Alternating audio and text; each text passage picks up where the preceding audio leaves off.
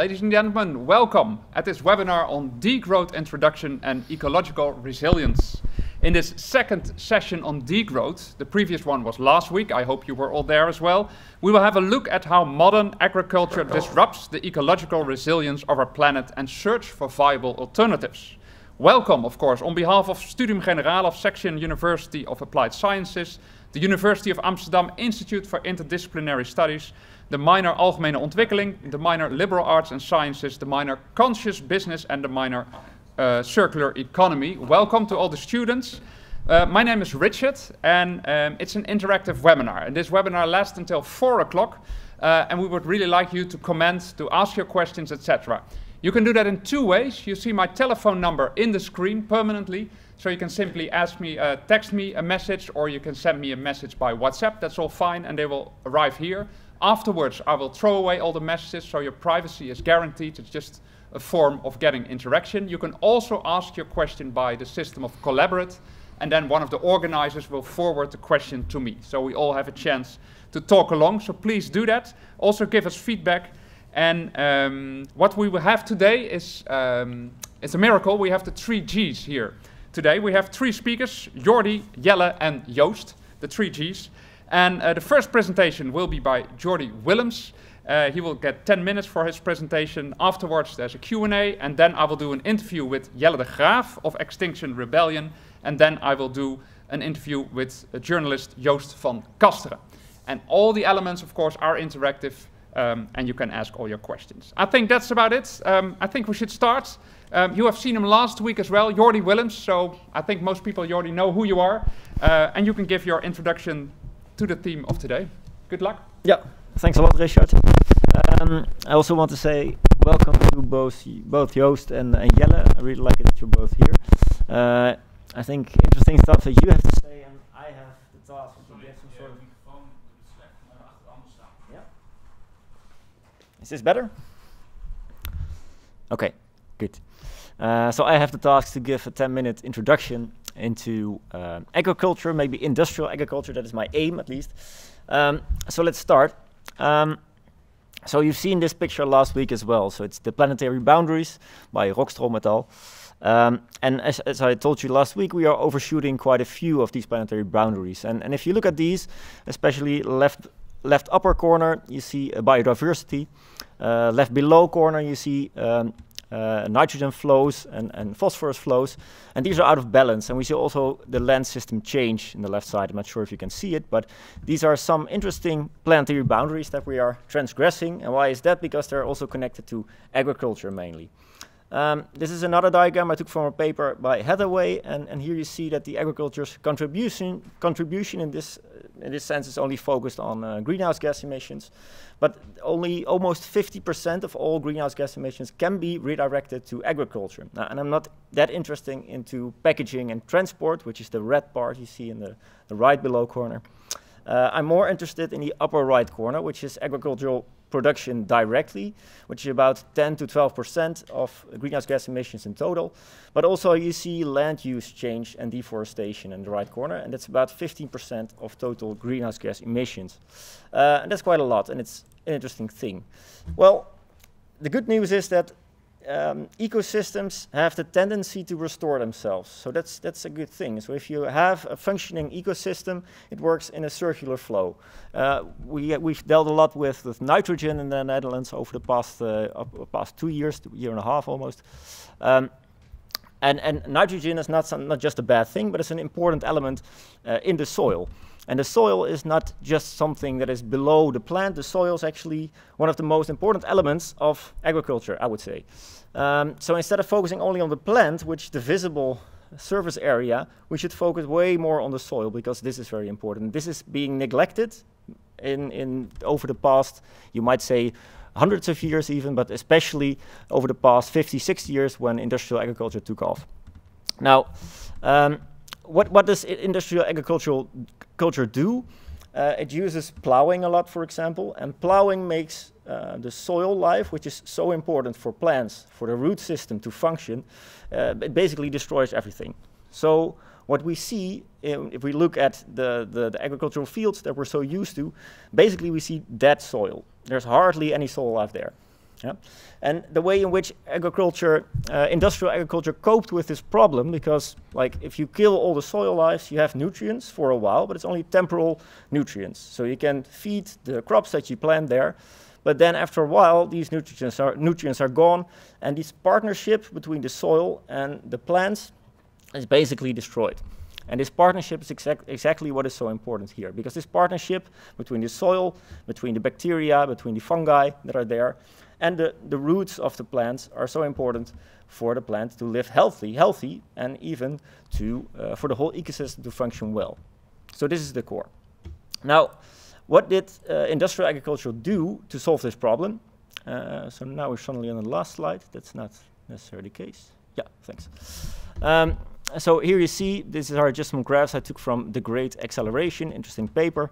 So here you see that fertilizer consumption, for example, took an enormous hit after 1950 when industrial agriculture finally took off.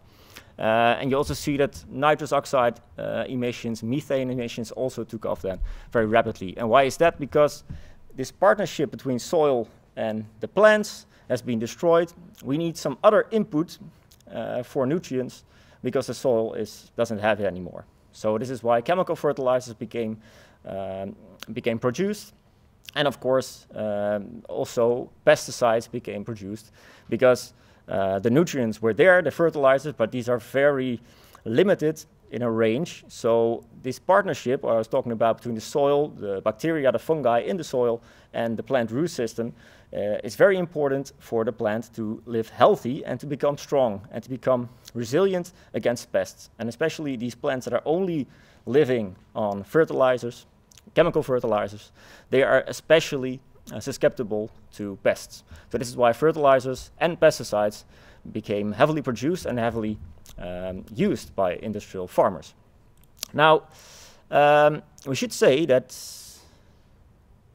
yeah, this is a good one. So it was quite an achievement. So industrial agriculture, if you look at the green line, so to say, that is the total, I'm sure you cannot see what is behind me, but this green line is the total used arable land for agriculture. Yep. So the total agricultural land used, and it remained quite stable over time. And if you look at the upper line, that is total agricultural production, total agricultural output, and that is almost, it more than doubled, it even tripled, I think, over time. So using the same amount of land. So this is quite an achievement, you might say. So much higher production and more or less relative stable use of land. However, there's also a downside here, because of this highly excessive use of fertilizers, but also because of this destruction of the soil life, these soils have become depleted, and these soils have become desertified. So there's desertification, and what does it mean? The soil, instead of a carbon sink, so a good healthy soil actually absorbs carbon from the atmosphere, absorbs also, another important thing, absorbs water from the atmosphere. This water then might when it heats, it might dampen again, and then there's local rain. So the local climate is highly dependent on this interesting circular flow, this circular relationship between all the elements. And here you see that because of this intense use of these agricultural lands, a lot of land is actually degrading, and a lot of lands are actually lost now. So the arable land is what is stated here behind me.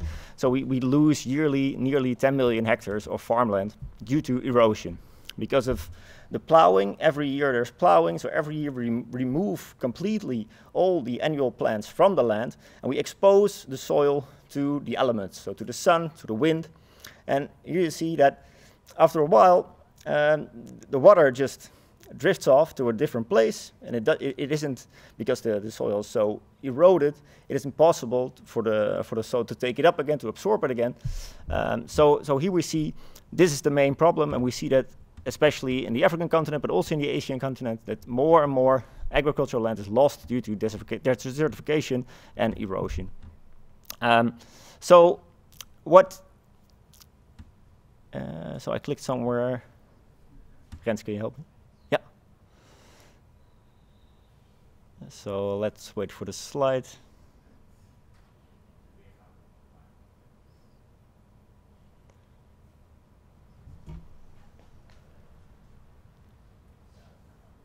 Yeah, but it's fine. Yeah, thanks a lot. Yeah, thanks. So this is the picture we're most used to at the moment. So when we look at the Dutch landscape, this is what we see as agriculture. So it's basically our cultural heritage. But practically, if we look at it, and especially if we look at the soil, it's basically dead. So all the soil life is being destroyed every year and after every harvest. And yeah, this is something. Is this the future? In my opinion, it's not the future, because this relies heavily on external inputs. And the whole idea of a good regenerative agriculture is that you do not use external inputs, which you have to create using fossil fuels. For example, these chemical fertilizers I was talking about. So what I would like to see is something like this. And this is actually close to my home. It's in Groesbeek, near Nijmegen. It's a food forest Cato Brook. And this is something that is actually, the owner started it about 10 years ago, 12 years ago, in the middle of a green desert. So this was just a lot somewhere, a field somewhere in Groesbeek, and they're all like modern industrial farmers there. And they planted some trees and a high diversity of species. And here you see that this whole ecosystem is regenerating itself within a few years already. You see a high biodiversity here. You see it's colder in the summer. It's colder there. They don't, of course, it's not. It won't produce rain on its own. It's not that big, but you see here that it provides shade, and it's a lot cooler there than if you stand next to it in the field. So all kinds of positive abilities. And what I think is a telling example, that the farmers here, they call themselves lazy farmers. It's just two owners, and I sometimes work there. I help them a bit. But they call themselves lazy farmers because this food forest doesn't require a lot of external inputs, so also not a lot of work. So maybe with harvesting, of course, you need to do some stuff, but it's not that much relatively, and it doesn't require chemicals, fertilizers, whatever. So my opinion, this is the future, and I would say, and this is my statement to end with, is that the same way that the European Union now has banned single-use plastic, I think we should also at least discourage the single-use plants and focus more on regenerative agriculture. Yes, thank you very much, Jordy Willems, for your introduction. We will switch. I hope this microphone is working now, Rens. Yes. Yeah. And thank you for some comments that came in by app. Someone made a comment saying, for people that want to learn more about soil, I can recommend the Netflix documentary Kiss the Ground. Yeah. Yeah. Is that a good recommendation? Yeah, it's very American, but it's nice. Yeah. All right. All right. Yeah. So thanks for that. And someone else says, ask a question: how long does it take for the erosed soil to go back to the normal state when not used anymore? Yeah, that depends on the erosion. Maybe our two ecologists know more about this, but I was quite surprised that, for example, this Cato Brook, of course, this was not a completely eroded soil, but it was a soil which we had used a lot of fertilizers in previous years. And it already regenerated within 10 years, which is quite fast in my opinion. Yeah. But of course, if we're talking about a desert, it's difficult. I mean, it takes a while, and it also depends on your methods, I would say. Yeah. Yeah. Okay. And another question: someone asked, can we feed the world with the Cato Brook technology? Yeah, that's a good question, and I think it's the most intensive debate when we're talking about this. And studies really show a diverse view on this, so that's difficult. Yeah, I would say yes, it is possible. And I would even say we have no other choice. And then there's differences. I mean, the Cato Brook method is a very mixed version of it, and it's also a romantic food forest, they say. But there's also more you can call rational ways of doing this. But so there's also crop diversification techniques which are less extreme than this food forest variant. Yeah, and what would you say, because you say this is a debate, so we know that there are people who say yes, it's possible, you're part of that camp, so to say. What would you say to the other camp who say no, this is absolutely impossible, this looks very nice, this looks very romantic, but it doesn't feed the world? Yeah, primarily I would ask, what is your alternative? And of course I know a bit what the alternative is, but looking at the planetary boundaries, I would say we have no alternative, because all the alternatives require an external input, and for this external input to be there, we need only more energy to begin with. We need more material resources, and these are just limited. So. Yeah. I think Joost will have more on that debate later. Our final speaker, another one by App coming in here. What is the biggest challenge, in your opinion, on reaching a sustainable agriculture? And that's a question from Kaloyan. I hope I pronounced it right. That's a nice name. The biggest challenge, in my opinion, I think that you see it in the nitrogen crisis, that there is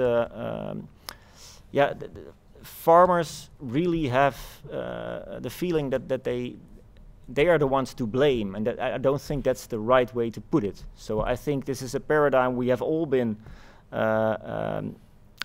following over the past years, and especially policymakers as well. So this was the modernization of agriculture in the Netherlands was definitely a very top-down way of policy making. So farmers have been put in a corner for quite a long time. So in this sense, I think it's very important. If you speak about this with farmers, it's very difficult because it looks like if you're attacking them, and it's not their fault. So I think this is the most challenging way that you. So the biggest challenge is not the farmers, but it's the politicians, in your view. Yeah, but also the farm. I mean, it's difficult to get farmers on your side, maybe, because it's difficult to be critical about farming without blaming the farmer. Okay. Yeah. Have you experience with that? Have you spoken to farmers about this issue? Yeah, a bit, but not so much because it's difficult, and I'm not an ecologist, so I always feel a little bit like, I don't want to do their work or so. Yeah. Thanks for all the questions coming in. Someone else, Bouke de Vries says, there are very successful projects on ecosystem restoration with involvement of Willem Verweda, RUCN. Yeah, I know it. Yeah, you must be aware of that. In Spain, he works mostly, but common. Yeah, and someone else says, is it also financial because changing the system will decrease income? Yeah, that's Jesse asked or says. Yeah, that's the way in which you look at it. I mean, Yeah. Sorry? No, so first to you, and then maybe to Jelle already, and there's some more questions coming in. But about this, is it financial? Because changing the system will decrease income. So this is one of the criticism maybe to degrowth. We will have less income, so we don't have the money for that system. For example, for Cato. So multiple answers. I mean, this system requires less input, so it also costs, so it's less cost basically. You don't have to buy fertilizers easy, and production is also, to a certain extent, it's more diverse and therefore also more stable. So if you produce different crops at the same time, it's more stable because sometimes a crop may fail, or the price of a crop at the market may suddenly increase or decrease. So you have a more stable income. All right. Then another question coming in, is the term industrial agriculture a political frame or a scientific term? Both. Yeah. Both. But definitely, I think all scientific terms are also political frames. So there is a part of the opinion. We spoke about this last week, and then you said 75% of my story is scientific and 25% is an opinion. Is that the same for the story today? Always, yeah. It's a different. For me, it's always a very difficult distinction between. I mean, these are two things. Part of the same. Is basically two parts of the coin. So on the one hand, you have scientific facts, but they're also based on assumptions. And these assumptions are, of course, also based on your arguments and your scientific facts. Ideology. So and the final question coming in, and then I see a lot of movement with Jelle de Graaf, so I'm going to introduce him, and you can, no worries, Jelle, you can give all your comments. Final question, because you also talked about good partnership. Has there ever been a time in world history that there was a good partnership? Between the soil and the plant? Or, it's taking place everywhere. But I mean in the past, because you say that this partnership has been disrupted by what you told us. Has there been a time in history where you say, well, if we go back to that period in history, then there was a good partnership? Well, I wouldn't say so necessarily in Western history. I kind of remember a period there. They primarily focused on annual plants, but I went to Honduras a couple of years ago, for example, and there are a lot of indigenous people I met, and they still, to a certain extent, they also use this agricultural system, industrial farming, you might say, but not industrial, but more modern, you might say. But they also make use of a lot of perennial crops, and this is, I would say, an example. Okay. Thank you very much for so far, Jordy Willems. And one other comment from Bouke de Vries saying it is also about internalizing external effects. A lot of the external environmental and social impact of food production is not in the food price, but it is paid by us all. Thank you for that, Bouke. And Jelle de Graaf, I would like to introduce you, of course. We already seen you in the screen, and I hope the connection is working. Can you please tell us who you are and what you do? Yes, my name is Jelle de Graaf. I, among other things, studied to become an organic farmer, so I have some practical experience in the field. Yep. And also I'm a climate, biodiversity and food activist, mainly within Extinction Rebellion. Yes, welcome. Thanks for having you here. And we saw a lot of non-verbal movement. Does that mean that there are already some things that have been said that you want to comment now before we start the real interview, so to say? Yeah, there were some questions asked based on presumptions that are, well, I would say some of the larger myths that exist around the industrial food system. Mm-hmm. And the main one being, every time you talk about alternative forms of agriculture, about agroecology, the question gets asked, what can you feed the world with it? Yeah. And it's a difficult question because we're not 100% sure we can, but we're damn sure the industrial food system can't. And so the big assumption that the industrial food system is able to feed the world is a persistent myth created and kept alive by the industrial food complex, and not something that's based on well, science or fact. Yeah. And why do you call it a myth? Because as far as I know, we have more people on the planet eating more food, and we have less starvation than we had like 20, 30 years ago. Or is that a myth as well? No, so we have more people now than we had before. Yep. We have more food as well. We also have a lot less biodiversity, a lot less nature, and what we need to do is work. We were talking about feeding the world, and you said that's a myth, that the modern agriculture is able to feed the world. Yes, because the main problem you see is not lack of food. Lack of food wasn't a problem before. Lack of food isn't a problem now. The problem in feeding the world is a question of who gets that food. And we can work on a system that feeds the world without overstepping the boundaries of the planet that Jordy also talked about earlier. Yep. And that's more of a social problem than a food creation problem. All right, clear enough. And you also said, well, we're talking about degrowth, but you also find degrowth a bit of a difficult word. Can you explain that?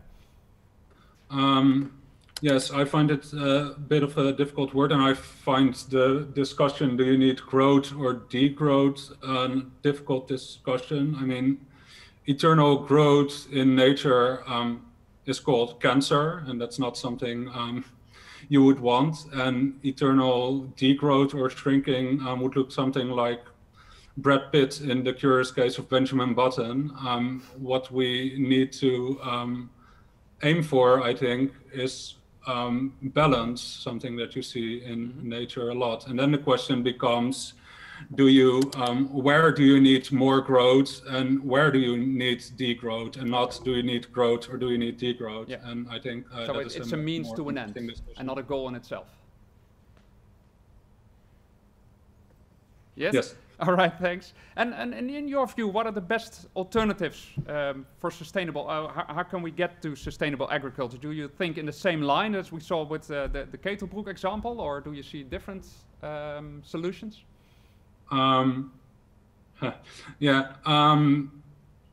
I think very much along the same lines.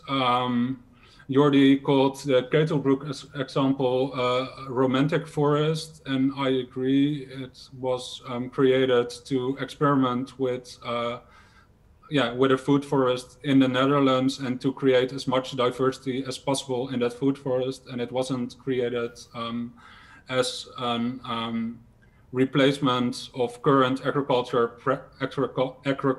practices. Mm-hmm. So there are more recent examples of food forests, both in the Netherlands and in the rest of the world, that are better suited to replace current agricultural systems, but I think very much in the same line. All right. And Edu, people are still asking questions, and they're welcome, of course. And Edu says, starvation has been a problem for the history of the entire human race, and industrial farming has reduced this a lot. So this person is saying we shouldn't maybe put too much of a blame, because, of course, there's always critical, and that's always good, but also let's thank them for feeding the world. Or do you still think this is the myth? Well, an underlying myth is that industrial agriculture is more productive than other forms of agriculture. And what you see is that, and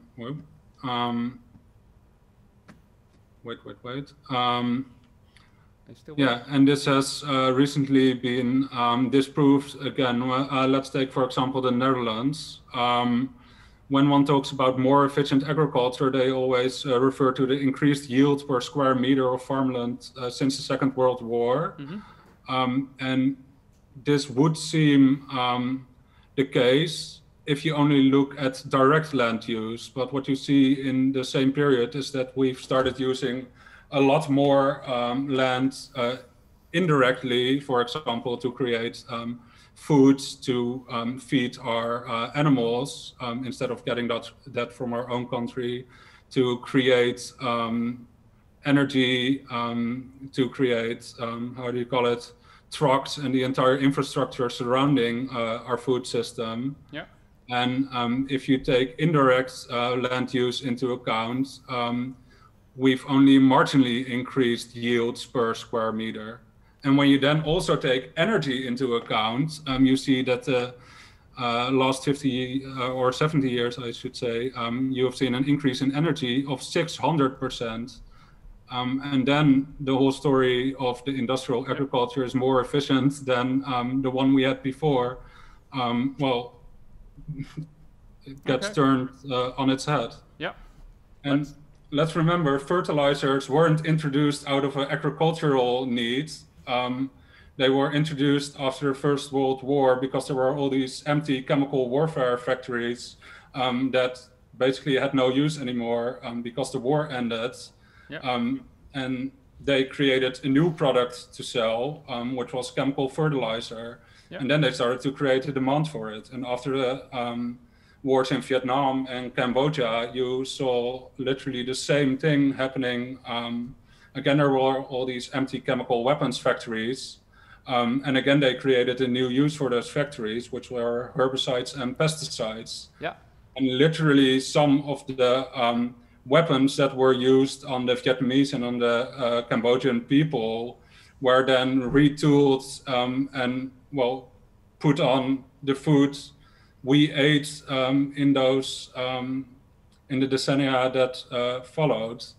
So the industrial food system is not one created out of the need of farmers or citizens. It's very much one created out of the need of big war companies that refitted themselves to become industrial. I would suggest we do a debate on war sometimes else. Let's go back to agriculture.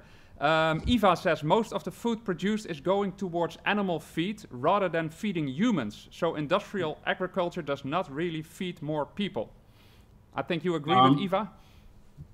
Yes, no, very much. And one of the big reasons the use of indirect land has grown so much over the last 70 years since the Second World War is because of foods being grown in other continents for the animals we have here. Yeah. Someone else asked, are you against new technologies that would, for example, give us a better revenue from harvest? No, that would be really stupid. I'm for innovation and technology that can help us. Yep. I'm against, on the other hand, technology for the sake of technology. What's an example of technology and sake of technology, for the sake of technology? What's an example of that? Well, fertilizers were created, not because we needed them, but because we already had the production and people wanted to make money out of it. Yeah, so you're saying all fertilizers are example of technology just for the sake of technology without any use? Yes, because there are way smarter ways to take care of the ground we use to grow our products on that don't cost as much energy, I believe. Yeah. Up to 80% of energy in the industrial food system is used on creating fertilizers. Okay. Yeah. And thanks for that, Jelle. And also to conclude with Jordy, I also asked, so where should we find the solution? And Jordy said, well, I think in the end it's up to the politicians, and sometimes it might be hard to have conversations with farmers because they feel like you're attacking them and that's not your goal. How do you see that? What do you think will be the steps for us to take in order to go into the direction that you stand for? Yes.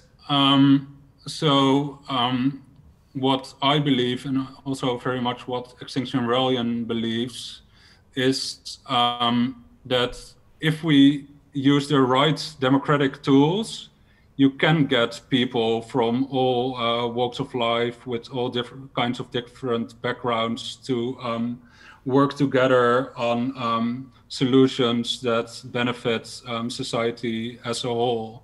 And when you ask politicians to come up with solutions, they have so much interests other than the common good, getting re-elected, getting approved by their own by organizations that support their party, getting higher up within their party, that it becomes much more difficult to find common ground. So what we propose is a citizens assembly, and in a citizens assembly you select a large group of people by lot that are representative of society at large, and have them talk about a solution. And there's one being organized with a lot of support right now on the issue of agriculture in the Netherlands, the Boer-Burger Dialoog. Yeah. And what's very interesting is that you see that from the Farmers Defense Force, which is basically this extreme right fighting group in support of industrial farming, to Extinction Rebellion, which some would characterize as an extreme left activist group, support this Boer-Burger Dialoog, where farmers and citizens and scientific experts will talk together about solutions for the agricultural system. And would you be willing to talk with people from Farmers Defense Force? That depends on the situation. Depends on the situation. Yeah, no, there's this persistent frame that you have environmental activists who are against farming, and that's something Jordy also touched upon briefly. Yeah. And I wouldn't want to strengthen that narrative by talking to Farmers Defense Force people in a debate setting. All right. But if there's an actual setting where you try to understand each other better, why not? Thanks for now. A final question from one of the people in the audience. The same question I asked Jordy. How much of your view is based on science and how much is based on politics? If you put a percentage on that. This is a gewetensvraag. No, all the major, no, it's not a gewetensvraag. All the major assumptions I have about the current food system, for example, that it's the biggest driver of deforestation. But to round this up, I want a figure. Okay. Just give me a figure. How much is science? How much is ideology? In your all the opinion. major assumptions are science. What you decide to do with that is also colored by ideology. Okay. Thanks for now. And of course, the debate continues later on with journalist Joost van Kasteren. But before that, I see someone else saying, for example, about fertilizers. Someone says, well, that actually has increased the output of agriculture. We needed more food to feed all the people. That's also how Edu thinks about this. Thanks a lot, someone else says, for asking the questions. And we want to do a little question with everyone in the audience. There's now on your screen what is called a Mentimeter. And we just want her to get a bit of a response how you are thinking about what you have heard so far and what are your pros and cons to what you have heard. So what you do, you go to the website menti.com, you see it in the screen, you type in the code 2578625 and then you simply have the opportunity of typing in your pros and cons. So what have you heard that you thought, I really agree with this, maybe things you've heard that you think I really disagree with it. So we just want to know where you are standing from our audience. Normally I would walk around with a microphone. I don't have that opportunity now.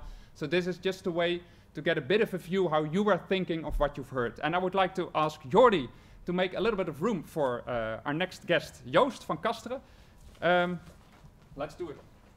Like this. And Robin Jansen in between says, when we talk about degrowth, we talk a lot about the governmental influence, but how can the government start or influence degrowth in a more and more globalized world? Because it can be labeled as unfair competition. Good question from Robin, thank you for that. The lazy farmers that Jordy was talking about caught my attention. Thank you very much. This is just a way of getting some feedback from our audience. So someone says the lazy farmers that Jordy was talking about caught my attention. I'll give you a few minutes, or a few seconds. And while people are still typing in, I think it's a good moment to introduce Joost van Kasteren. Joost, I called you a journalist. Is that okay, introduction, or do you want to say something else about yourself? Yeah, I'm sorry. I'm a science writer for many years already. I studied at Wageningen University, molecular science, and been writing about agriculture since, I don't know, beginning of the 80s, sorry, something like that. Yeah. Among other things for NRC, Trouw, Engineer, several newspapers. And at the moment I'm chief editor of a magazine called Vork, which is a quarterly magazine and a website. It's vork.org if you want to look. Yeah. And well, there you can find all kinds of opinions on farming and food. Yeah, and someone says it's not clear to me what opinion or solution. I should have pros and cons, and this is what I meant, of course, is about whatever you have heard so far from Jordy and Jelle. What do you think about that? That's simply the question. And someone says it's good to rethink if industrial agriculture really feeds people or just makes money for certain people. So this person says this poses a good question. Someone else thinks, I think that the way we did agriculture up upon now was based on a realistic view on feeding people. We know for a short time that we even have an influence on the world. Nature was always way more powerful than us. Maybe take a more optimistic view. Someone else says high diversity is better for regenerative systems and higher resistance to plagues seems logical. I think most resistance, a bit up, Rens, if you may, a bit up. Yeah, that's okay. I think most resistance from farmers comes from a financial perspective. These changes are mostly taken badly as they have to invest heavily in the current system, and changes would make it even harder to make a profit. Pro, pay more attention to soil and ecosystem in farming. Doubt about 100% rejection of 100% farming, of industrial farming. Industrial agro is tiring the soil, and that we should not focus on single-use plant was something I like a lot and completely agree with. I believe that a lot of the problems today can be directed to soil use. Agriculture activities should be more sustainable due to today's climate change issue, and it is evident that many agriculture activities have huge impact on the environment. However, maybe it is time to change the way of thinking. Joost, the same question for you, because I've seen you writing, sometimes I heard you as well. What do you think about what we have discussed so far? Well, I look at it from a different angle, I would say. From the what I've heard, when I came up here, I thought I've been in what you call the dream flight at the Efteling, you know, yeah. And that's the thing with regenerative agriculture and all the things we heard. For instance, Jelle said that the fertilizer was not needed by the farmers in the beginning of the last century, but the thing is that halfway the 19th century it was discovered by Liebig that nitrogen was an important feedstuff, and then farmers all over the world tried to get guano or that's bird dung, and there have been even fought wars. In 1879 there was a war between Peru and Bolivia about the guano. There was a war between the United States and Peru about guano. So there was very much need for nitrogen fertilizer, and I don't think it's the invention. They started developing a nitrogen fertilizing process, the Haber-Bosch procedé, in the beginning of the 20th century, and in 1912 they succeeded in making it. That's before the war, and then I mean, it's not that it's because of chemical warfare that nitrogen fertilizer was invented. Okay, but let's go to one of the main things. For example, there was a debate about efficiency, whether or not modern agriculture is more efficient than it was before. And Jelle said, if we look at the big picture, if you look at more numbers, if you look at the direct use of land, there's hardly any efficiency. How do you think about that? We have to sort of try to. I mean, it's not this or that. The thing is that modern agriculture has produced higher yields on a smaller area, and I think we have the technology available nowadays that we can produce even more and reduce the impact on the environment and reduce the impact on the acreage. I can give an example. If you do organic agriculture, we don't know about the yields of the food forest. I mean, I've asked Wouter van Eck a few times, give me the numbers, you know, but he doesn't know, so we can't discuss the yields of the food forest. But if you look at organic agriculture, the yields on a field-by-field basis are about 25% lower than in common agriculture. That's not the whole story, because plants need nutrients, and you get your phosphorus and your potassium you get from mining, but nitrogen you get from either fertilizer or from bacterial processes in the soil. And if you don't want to use this synthetic nitrogen, you have to use this bacterial nitrogen either directly by green manure, you know, these nitrogen fixing plants, or by using animals that eat these plants and use their manure. The thing is that in the, I would say in the 18th century, before we had fertilizer, you needed about 7 hectares of land to have your animals produce manure, to grow 1 hectare of wheat. That's about the figure. So it's not just the difference between the actual yield of 25%, which makes which makes it necessary to use 25% more land to produce the same amount, but it's also the amount of land you need to produce manure to fertilize your land. And then the problem is, of course, that we face big challenges. First of all, is climate change, of course, which is very important.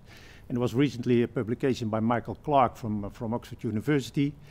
And they came to the conclusion, if you stop right away with all emission of carbon dioxide, we won't make the 1.5 degrees centigrade of Paris because of our food system. So that's how much our food system is influencing the climate. Not just by carbon dioxide emissions or methane emissions, but also by land use change.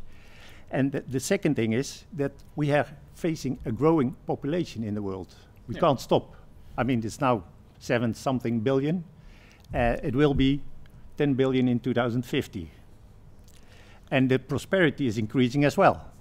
Nowadays, more than 1 billion people are living below the poverty line of, what's it, $2. And there's a lot of people, even more, I think 3 or 4 billion, who are below the reasonable living line of $5 a day. But couldn't it be possible that we feed those people with, I would say, the Cato Brook method? No. Because that looks a lot better for nature, that looks a lot better for the planet? No, absolutely not. Can you explain why it's not possible? Hang on a minute, why is that not possible? Because it doesn't produce enough to feed all those people.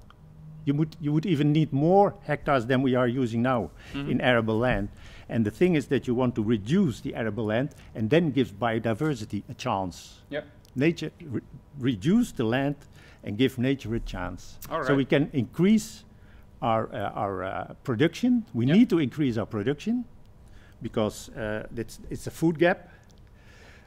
If we want to feed all the people in the normal way, like with common agriculture, and the increase in population and prosperity, as the World Research Institute has figured out, will cost about 600 million hectares extra. That's about 2 times the size of India that we have to get from nature and use for agriculture. Yeah.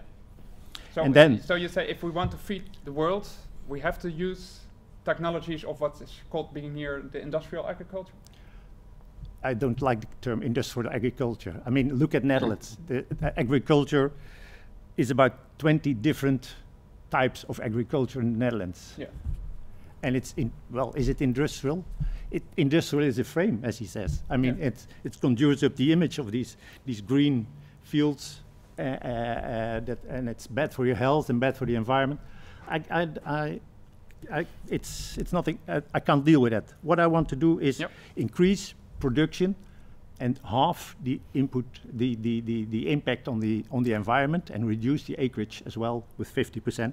And I think it's possible with several new technologies. First of all, genetic engineering or genetic editing, changing.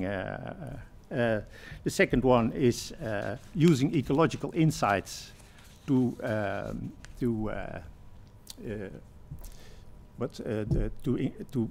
better soil management, soil fertility management. Yeah.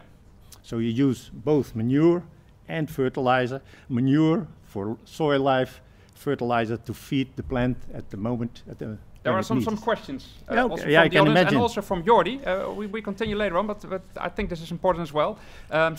Jordy says we are already producing enough food to feed 10 billion people because we waste 30% of our food. Sure, but we're wasting a lot of food. There's a lot of countries who don't produce enough food for their people. For instance, the big one is China, of course. It's got 9% of the arable land, and it's about, I don't know, 1.2 billion. So there's the Middle East, lots of land, lots of people, no land, hardly any land.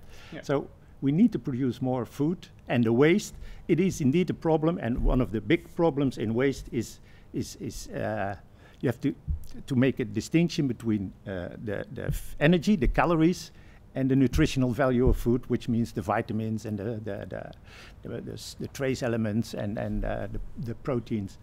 And the problem with the waste is that it's mainly the vegetables, which are, for instance, in the United States, a lot of vegetables are coming from California and transported to New York, and the losses are up to 60% only for the trip. So our idea is... Can we find a solution if we bring that 30% back and then bring in the Cato Brook method, or would that still not be enough? No. In your opinion? No, I was trying to say nothing. And Eva also thanks. Eva also says, if we all ate a plant-based diet, we would have more than enough food with the land we use right now. We can even use less. Again, most food, she says, goes towards animal feed, not to humans. Yes, that's the Is most. there a common ground between the three of you? Let's all stop with eating animals. Not right away, because for a lot of people, animals are still an important source of proteins, of iron, of zinc. And the thing is that you can try and do that with plant-based meat, sort of. But the thing is that you have to take it up as a person, and it's far easier to take up iron from beef than from spinach, for instance. You have to eat 22 portions of spinach to get the same amount of. So it's never that easy. It's never that Although easy. It might be a good step for us to eat less meat. And if you look at all these children in developing countries with stunted growth and so on, you need these. I think you need for a while. You need the meat, but I agree. In the end, I'm all for not plant-based but cultured meat. Okay. Someone says eating less animals is a crucial element in the strategy of bending the curve. And Bouke de Vries says, he shares an article from Nature, says integrated strategy on land use, farming and more space for biodiversity. Yeah. Yeah, you know this article?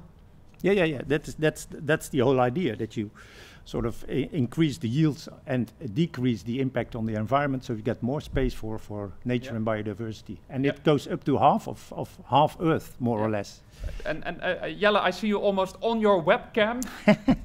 Your non-verbal language is very strong. Yeah. What is it that you want to say?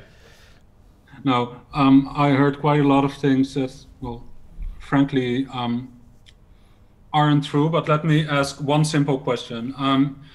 You said, I don't like the word industrial agriculture because it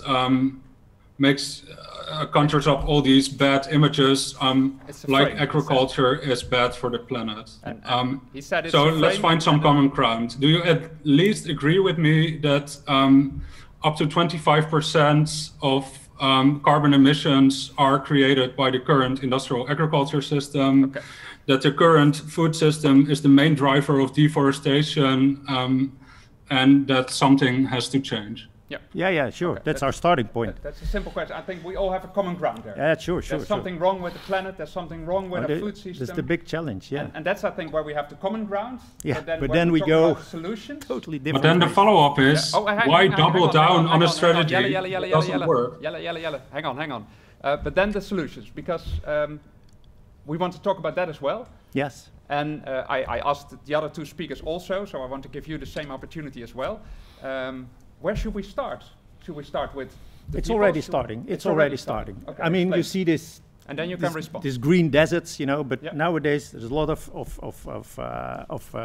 farmers who don't not only use the English rye grass, you know, the standard grass, but they put more herbs in their fields. A lot more herbs, because they've discovered that if you use the right kind of herbs and creates the right kind of soil, and the yield per hectare in milks per hectare, liters milk per hectare is the same as in common agriculture. So that's one thing.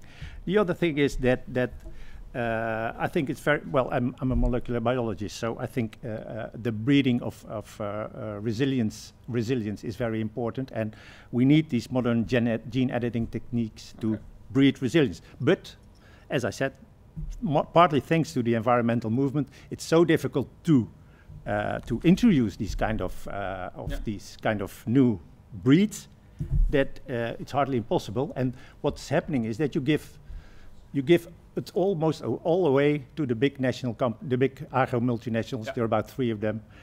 Instead of fighting the technology, you better fight the big agro multinationals. And I think there's a common ground here in fighting the big agriculturals. Jelle, I know, and I also know from Jordy.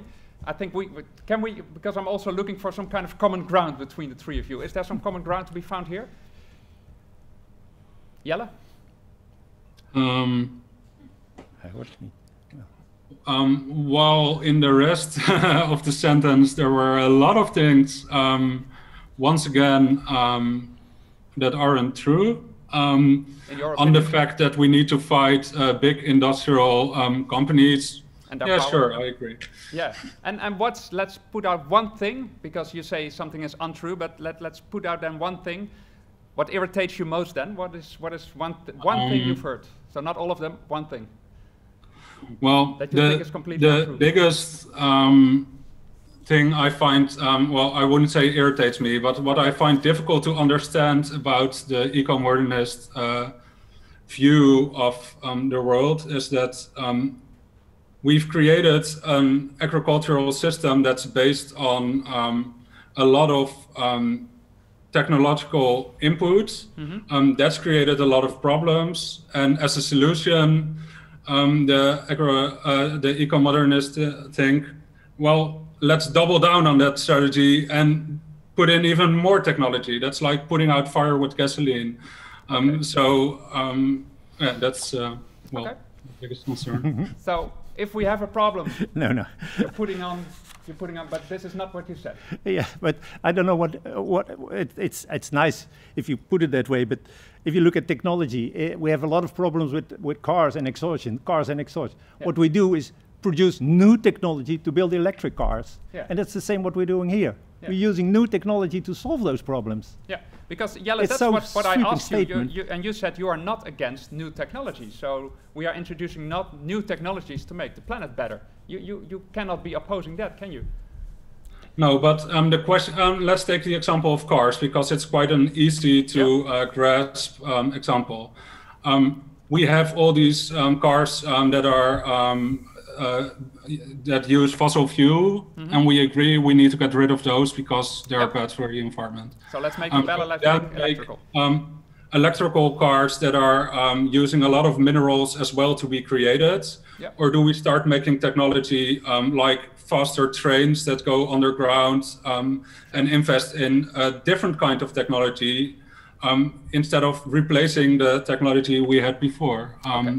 Yeah, I got the point. So he says, you know, if you're thinking in terms of cars, you're thinking in the wrong direction. We should be thinking in terms of trains. Is this a good metaphor for the agricultural discussion? Depends on I don't know. It depends on the kind of train you're looking at. Yeah. I mean, I can easily. My solutions are. You could also call a train, for instance, more precision farming using robots, sensors, data. To increase yield and decrease the environmental impact. And maybe also Simon from Rensen says the main problem of this technology is that it is patented and not available for free for all farmers. That's so true. there might be new technologies, but then they're not available. Yeah, I agree completely. And the big problem is that we have allowed the big farms to patent this technology instead of force them to use the breeders' rights, which is a different kind of intellectual property, but which gives newcomers the opportunity to use the technology to create new technology. And hopefully it's changing. Well, it's a bit changing in Europe nowadays because the European Union has decided that biological products and biological processes are not to be patented. Then Jordy, the first speaker, he sends me a message because we only have one microphone. He says, I would say the difference is that natural systems cannot bring us to Amsterdam in 2 hours, while natural agriculture can feed us and mitigate the climate crisis. I don't, well, the climate crisis, maybe, but not the biodiversity crisis, because you use more land, you need more land to feed the people, and that land is not available for nature. And in our view, at least half of the planet should be reserved for the Netherlands, even in Europe, even in the Netherlands. You can at least reduce, and in the Netherlands you could choose. Well, we wrote about it as well. You can use, let's say, the most fertile soil for intensive agro-production. And then you have the rest you can sort of divide between extensive production, like the food forest, or and then there's room for nature as well. And to finalize, because I'm also looking at the time, the gewetensvraag for you as well. If you would say you have to divide what you have said in science and ideology based, what would be the percentages from what we've heard from you? Sorry. I would say 80% science. 80% science and 20%. So that's about the same as Jordy has said, because he said about 75%, 25. Yeah. But I'm and of course, it's a hard question. Therefore, I call it a gewetensvraag. But it's also maybe to finalize for the students. And I'm going to ask the three of you this as a conclusion. What would be your advice to the students? They've heard all these different views, and sometimes it seems that there are people who all say they base their views on science, on facts, and they say that the other person is saying that's not true, etc., etc. What would your advice be to the students? Because they are the future. Yeah, for the science, you have to get into the science, but you have to also realize that science is also always done from a certain perspective. So you have to be very critical about science and use your own mind as well. That's not to say that you can solve anything with your own mind, but you know the science is very useful, but you have to know it's from a certain perspective. Thank you very much, Joost. And also a final conclusion from Jelle. What would your advice be to the students? Read. No, my advice would be read up on the history of fertilizers, and a big lesson.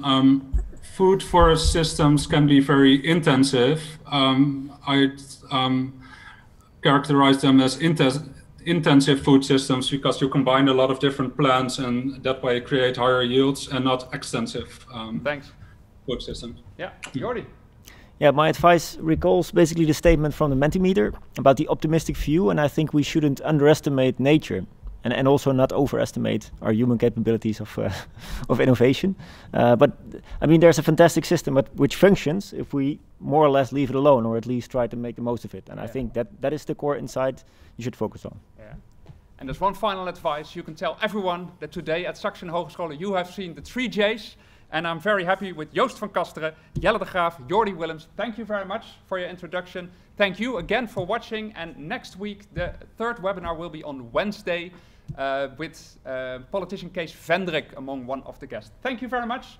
And we'll see you next week on Wednesday. Bye-bye.